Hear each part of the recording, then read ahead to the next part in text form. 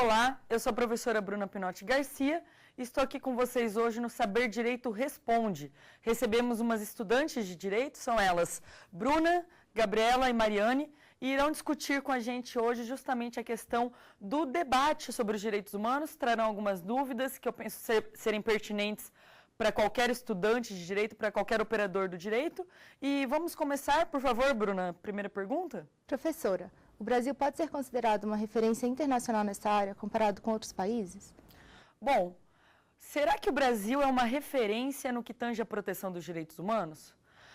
O Brasil não é exatamente uma referência no que se refere à proteção dos direitos humanos. Quer dizer, ao mesmo tempo em que ele não é um dos piores países no que se refere a esse tipo de proteção, ele também não é um dos melhores. Até mesmo porque o Brasil ele faz parte no sistema regional da Organização dos Estados Americanos, que funciona bem.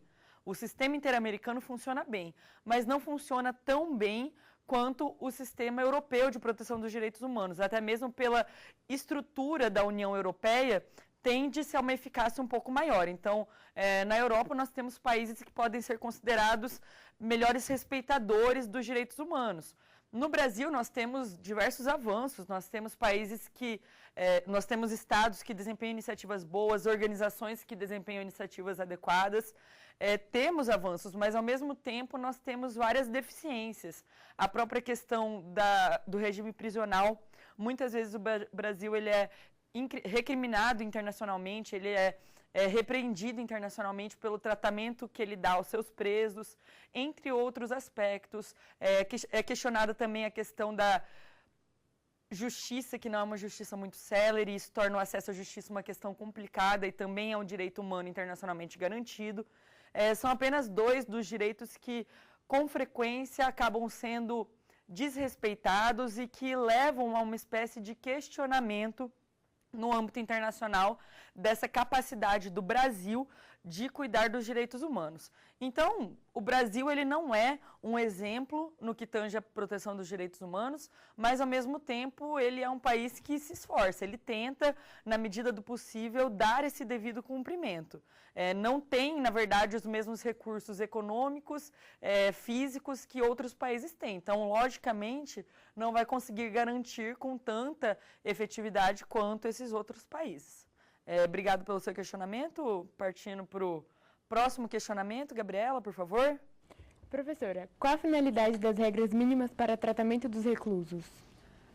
Bom, como eu estava dizendo agora mesmo, uma das finalidades da proteção internacional dos direitos humanos é conferir proteção à pessoa humana em todas as suas esferas. Então, Gabriela, quando a gente pensa assim, pessoa humana, você vai concordar comigo que a gente não está falando simplesmente na pessoa humana que não faça nada de errado na vida e que leve uma vida em boas condutas, né? A gente está falando também da pessoa humana que cometa seus erros e que eventualmente vai ser apenada pelo Estado. O Brasil ele não costuma dar um tratamento muito adequado para os seus presos, inclusive ele é muito repreendido internacionalmente por conta disso. No entanto, o Brasil ele adota as regras mínimas para tratamento dos reclusos, também conhecidas como regras de Tóquio. O que essas regras fazem? Essas regras trazem um rol bastante extenso de direitos que devem ser garantidos ao recluso, mas todas elas partem de um pressuposto, que é a pena serve para ressocializar o condenado, a pena serve para prevenir especial e geralmente, e a pena também serve para repreender. Então, a questão das finalidades das penas é muito reforçada no aspecto das regras mínimas para tratamento das pessoas presas da ONU. Aliás, essas regras mínimas elas vão deixar bem clara para a gente, o raciocínio é simples. Quando você está sofrendo uma pena, você naturalmente já está numa condição de restrição de direitos. Mas não é porque você tem um direito a ser restringido que todos os seus outros direitos serão minados ou excluídos. Então, o direito do preso, que é excluído pela pena, notadamente pela pena privativa de liberdade, é o direito à liberdade de locomoção. Então, ele é retirado da convivência social para que ele possa tentar se ressocializar com a sociedade depois e ser punido por aquilo que ele fez. Mas quando ele é retirado da convivência social, o único direito que ele tem que perder é o direito de liberdade de locomoção. outros direitos deverão ser conservados no âmbito dos estabelecimentos prisionais. Então, a própria questão das regras mínimas traz questões sobre higiene, questões sobre tratamento de saúde do preso, questões sobre o tratamento digno do preso, questões sobre lazer, trabalho, entre outros aspectos que vão versar sobre a vida do preso, deixando bem claro que o preso ele tem direitos mínimos. A questão da liberdade religiosa mesmo, ter assistência religiosa, algo que é previsão da nossa própria Constituição Federal. Reparem que as regras mínimas elas se atêm à ideia de que o preso tem determinados direitos. E ela é bastante detalhada. Ela coloca, por exemplo, quando ela vai falar de assistência médica, ela não coloca assim, é direito de todos os detentos assistência médica. Ela coloca assim, olha, é direito de todos ter assistência a médica com o médico especializado, a medicina tem que ser também a preventiva, não tem que ser só a repressiva, eu preciso de assistência médica odontológica também, o especialista deve ser desse tipo, é necessário que esse médico tenha pelo menos um médico sempre de plantão na instituição para resolver situações urgentes, essas coisas. Quando vai falar de higiene, não fala assim, olha, é garantido o direito à higiene pessoal, não, ele coloca lá, olha, todo preso tem direito a estar numa cela na qual ele tenha condições adequadas para se deitar, pelo menos uma cama com lençóis limpos, roupas que sejam trocadas com habitualidade, pelo menos um banho semanal ou então mais banhos conforme o país, se for um país muito quente, é necessário dar o direito a tomar mais banhos do que um banho semanal. Então, as regras mínimas, a gente pode dizer que elas minimalizam a questão do tratamento dos presos, elas não são regras genéricas. Isso é uma coisa que não é muito comum no âmbito dos tratados internacionais, porque eles costumam trazer regras bastante amplas, bastante genéricas. E as regras mínimas, elas são detalhadas, elas trazem várias questões sobre o tratamento dos reclusos que deveriam ser cumpridas. Última questão sobre as regras mínimas seria o fato de que é óbvio que coloca-se ali que não é possível dar o pleno cumprimento àquilo. Então, é um objetivo a ser alcançado por aqueles estados, cumprir as regras mínimas o máximo possível. Partindo para o próximo questionamento, Mariane, por favor. Professora, quais os parâmetros da irrenunciabilidade dos direitos humanos? Interessante pergunta, Mariane. E os direitos humanos, eles têm diversas características, né? Uma delas é que os direitos humanos são irrenunciáveis. Os direitos humanos são irrenunciáveis à semelhança do que nós falamos sobre os direitos humanos fundamentais serem irrenunciáveis. Eu não posso renunciar a um direito fundamental, mas o que é renunciar? Renunciar é abrir mão daquele direito, dizer, eu não quero este direito mais. Este direito eu não quero mais. É possível renunciar a um direito humano? Não, eles são irrenunciáveis. E eu vou trazer até um caso que acabou fixando esse tipo de parâmetro. Esse caso foi levado para a jurisdição internacional e a ONU ela decidiu que nesse caso havia uma renúncia a direito humano, porque a ONU vai dizer o seguinte, toda renúncia ela deve seguir dois parâmetros. Ela deve ser uma renúncia sob tempo determinado e de fatores determinados de um direito. Não pode ser do direito como um todo. Esse caso é um caso até, para alguns seria engraçado, mas é verdade. Ficou conhecido como o caso do arremesso dos anões. Não sei se vocês já ouviram falar do caso do arremesso dos anões. O arremesso de anões é um esporte em alguns países da Europa.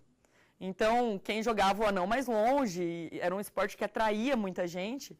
E a França decidiu que o arremesso dos anões era uma renúncia aos direitos humanos e criou uma normativa numa das suas cidades proibindo o arremesso dos anões. E um anão irresignado falou, peraí, vocês estão... É meu ganha-pão, eu vivo de ser arremessado.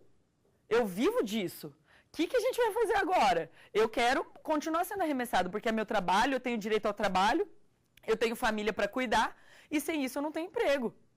E ele falou isso perante a jurisdição francesa, a jurisdição francesa falou, não, sinto muito, o senhor que arranje outro trabalho, porque o senhor não pode renunciar à sua dignidade. Isso é uma desonra para o senhor pode até não enxergar dessa maneira, mas é uma desonra. E a honra é um atributo jurídico do qual o senhor não pode abrir mão. O senhor não pode dizer, eu não quero mais a minha honra, desde que eu tenho o que comer e o que beber. não existe direito humano que possa ser rigorosamente renunciado. E entendeu-se que ele estava renunciando. E ele foi à Organização das Nações Unidas, e na Organização das Nações Unidas se firmou o mesmo entendimento. Falou-se assim, olha, o senhor não pode renunciar a um direito humano, sinto muito, mas está além da sua capacidade. Então, tudo bem, entendemos que o senhor quer ter direito de trabalhar e tudo mais, mas ele não é um direito que possa ser renunciado. Então, entenderam que funciona na irrenunciabilidade? Não é que eu não possa abrir mão temporariamente de determinado direito. Exemplo, se eu aceito participar do Big Brother Brasil, sob a condição de ganhar 1,5 milhão ao final do programa, né? Não é pouco dinheiro, e eu abro mão temporariamente, por um período de até 3 meses, que é mais ou menos o tempo que eles ficam, do meu direito à privacidade. É um direito específico, o tempo é determinado. Isso não é renúncia de direito humano. Isso não é renúncia. O que é renúncia de direito humano é você virar e falar, eu não quero mais esse direito, a partir desse momento eu não quero mais esse direito, ele não faz parte da minha vida. Tá? Estou abrindo mão dele. Isso não é aceito em termos de proteção dos direitos humanos. Então, perfeito, pessoal? Um último questionamento, breve, por favor? Professora, quais podem ser considerados os principais avanços pelos direitos humanos no Brasil desde que o estudo e sua promoção foram implementados no país? Então, Bruna, essa pergunta acaba complementando o que a gente já falou no início, né? Mas é interessante para fechar o nosso raciocínio. Eu gosto de afirmar que o principal avanço no que tange a proteção dos direitos humanos no Brasil foi a Constituinte de 1988. Porque a Constituição Federal de 88 institucionalizou os direitos e garantias fundamentais de uma maneira completamente diversa, de uma maneira completamente coerente. Ela colocou os direitos individuais, os direitos sociais, todos os direitos fundamentais, numa posição paritária no ordenamento. Eles vieram na frente de qualquer norma de organização do Estado. O Estado brasileiro, com a Constituição de 88, assumiu um compromisso de que, para ele, a pessoa humana é mais importante do que o próprio Estado. Então, foi um avanço. Depois nós tivemos, em 1995, a instituição de uma política específica voltada à proteção dos direitos humanos. Quando a gente cria uma política nacional de direitos humanos, e depois disso nós tivemos 3 programas nacionais de direitos humanos, nós estamos no PNDH 3, os avanços passaram a ser bastante perceptíveis. Práticas que eram comuns no espaço público foram aos poucos excluídas. Então, a gente começa a reparar que houve uma efetiva mudança no tratamento dos direitos humanos no Brasil a partir do momento que a gente se conscientizou da importância desses. Então, o processo de redemocratização brasileiro foi essencial para que a gente pudesse compreender a importância desses direitos humanos, a necessidade de que esses direitos humanos sejam devidamente resguardados. E hoje a gente ainda presencia avanços, a gente percebe que o Brasil está tentando o máximo possível cumprir com diretrizes de direitos humanos. Então, temos iniciativas de diversos órgãos em todas as esferas de poder, em todas as unidades federativas. Então, não acho que a gente está no cenário ideal, no entanto, acredito que a gente já está avançando bastante em termos de proteção de direitos humanos. Bom, vamos chamar agora o nosso intervalo e voltamos logo mais com o Saber Direito Responde.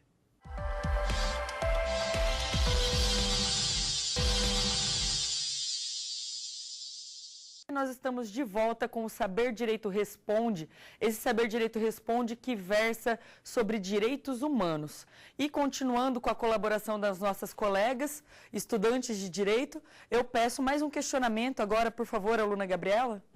Professora, qual o fundamento e como funciona o direito dos refugiados? Nós temos 3 vertentes de proteção internacional da pessoa humana, tá?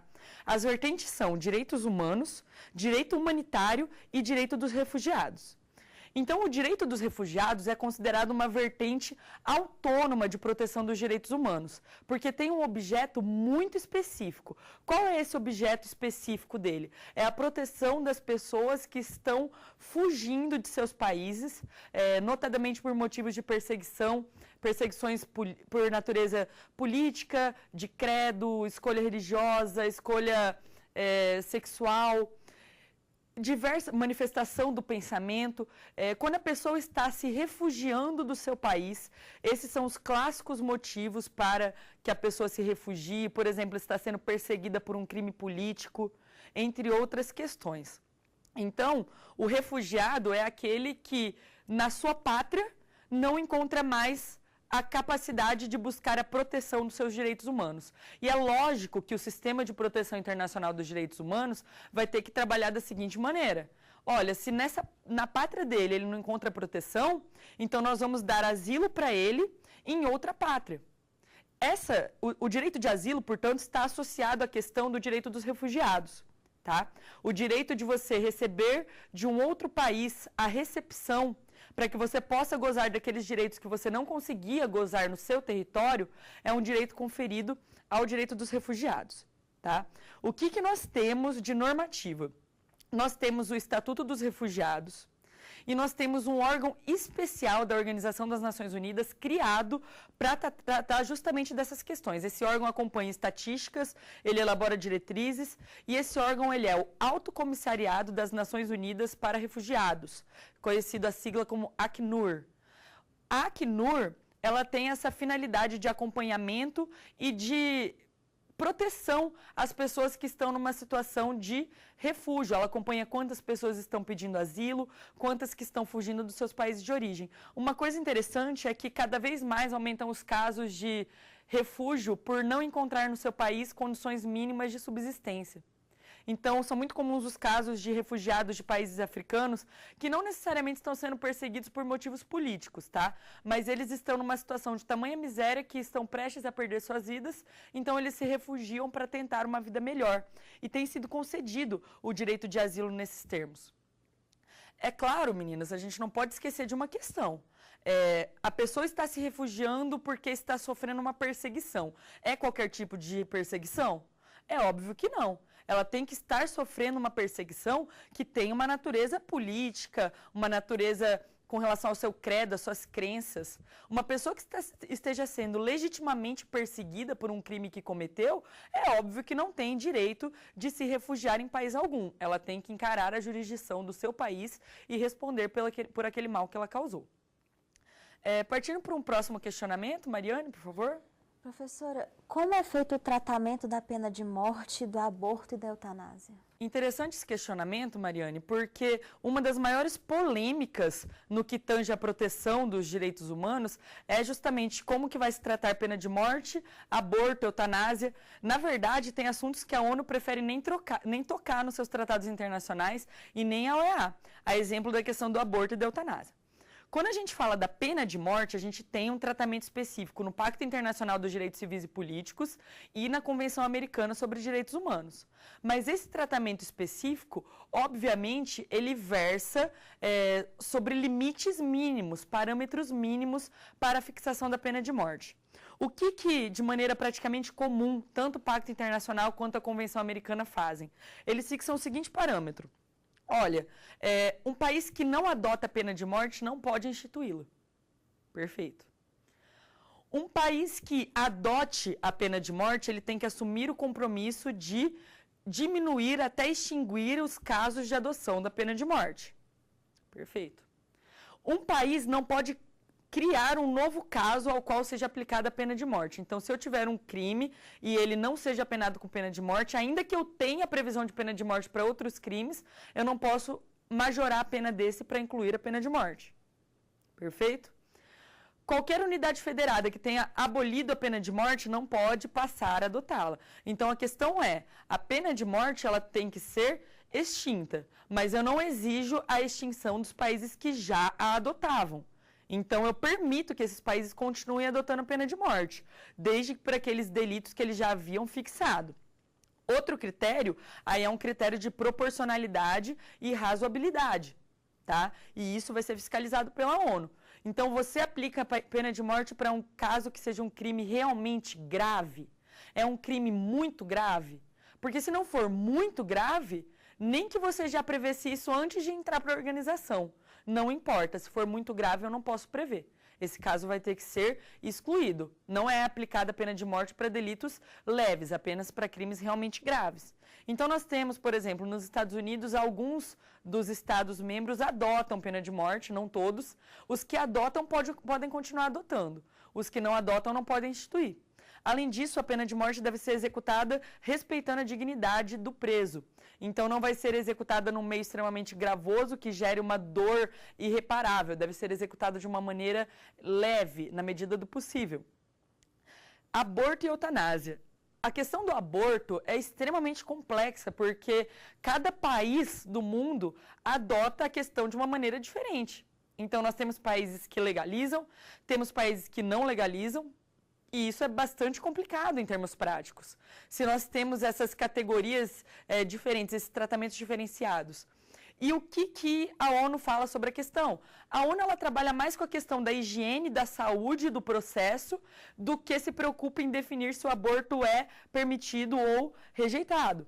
Então, nesse sentido, até porque se nós formos parar para pensar, vários países muito evoluídos e que têm uma posição forte na aplicação dos direitos humanos legalizaram o aborto. Temos Estados Unidos, aborto legalizado, França, aborto legalizado. Temos diversos países de primeiro mundo legalizados o aborto. O que a Organização das Nações Unidas vai ter uma preocupação é com a questão do aborto eugênico. Então, por exemplo, você abortar porque descobriu que é mulher. Isso tem se tornado uma preocupação da Organização das Nações Unidas, porque na China, uma das práticas mais comuns diante da limitação que eles têm do número de filhos é o aborto de fetos mulheres. Tá? Por quê? Isso é um aborto eugênico, as famílias escolhem abortar a menina em vez do menino. Aí a ONU vai ter uma preocupação específica. Quanto ao aborto em si, não existe uma abordagem concreta.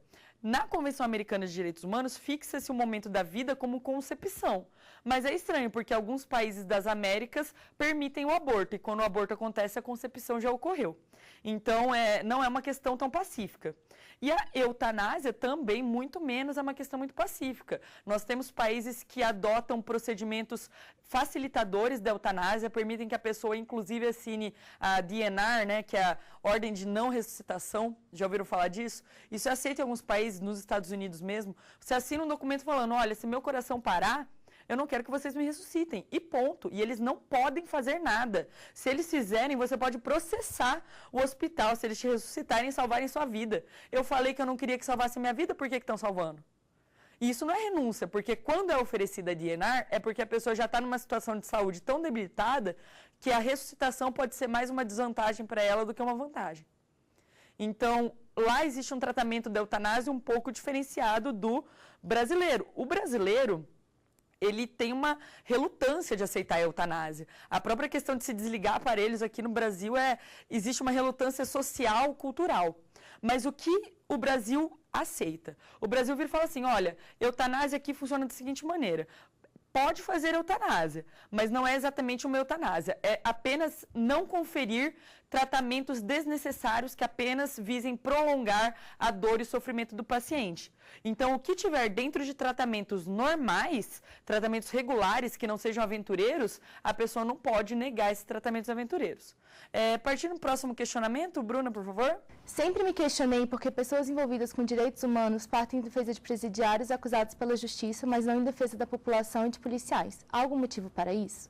É interessante essa concepção, Bruna, porque eu penso que é mais um vício intelectual dos brasileiros e também um vício em determinadas organizações do que propriamente uma verdade. Então, assim, não é que no Brasil a gente só tem defesa de direitos humanos preocupada com defender direito dos presos, defender direito dos detentos.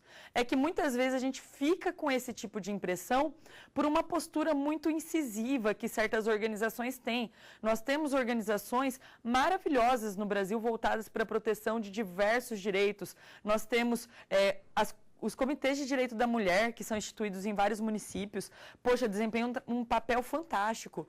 Nós temos órgãos voltados à proteção de crianças, várias organizações não governamentais, e são todos órgãos que estão fazendo nada mais do que proteger os direitos humanos. Então, talvez a nossa dúvida seja mais por que a postura de determinadas organizações que defendem o direito dos detentos é uma postura tão extremista? Por que determinadas organizações, elas são tão extremistas a ponto de você virar e falar assim, nossa, mas só está preocupado em defender direito de bandido, como que fica a vítima? E a verdade Sinto muito, mas o bandido tem direito. O detento, não vamos chamar de bandido, que é pejorativo, o detento, o condenado, ele tem direitos, ele é pessoa humana ainda, ele não deixa de ser pessoa porque ele cometeu o delito. Então, essas organizações não estão erradas em defender esse tipo de direito. Agora, a gente tem que se preocupar em nunca defender uma única categoria de direitos, até mesmo porque os direitos se complementam entre si, eles precisam atuar em conjunto, eles precisam existir em conjunto para poderem ser válidos. Partindo para o próximo questionamento, por favor, Gabriela. Professora, por que a tutela do direito ambiental encontra tantos entraves internacionais? A tutela do direito ambiental, acho que eu vi uma charge uma vez que é o exemplo clássico disso, né? Era assim, várias pessoas, quem está preocupado com a destruição do mundo? É todo mundo, quem está disposto a fazer alguma coisa por isso? Silêncio. E a questão é que medidas de tutela do direito ambiental custam caro e impactam na economia dos países, isso é inegável. Então, colocar normas práticas que desacelerem a degradação ambiental é algo difícil. Então, nós temos diversos tratados internacionais, diversos eventos. Nós tivemos Rio 92, tivemos uma conferência no passado, recentemente, já tivemos conferência de tudo que é natureza, Conferência de Estocolmo, não sei o que lá, e a gente estabelece normativas, temos uma delas, o próprio protocolo de Quioto, que a sua vigência tem sido prorrogada até que se decida qual que vai ser a normativa nova a ser utilizada, e que trata da questão em termos bem pragmáticos, a venda dos créditos de carbono. Esse tipo de tratado internacional é extremamente raro, porque ele implica em orçamento, assim, em termos absurdos, ele gera um impacto orçamentário muito relevante.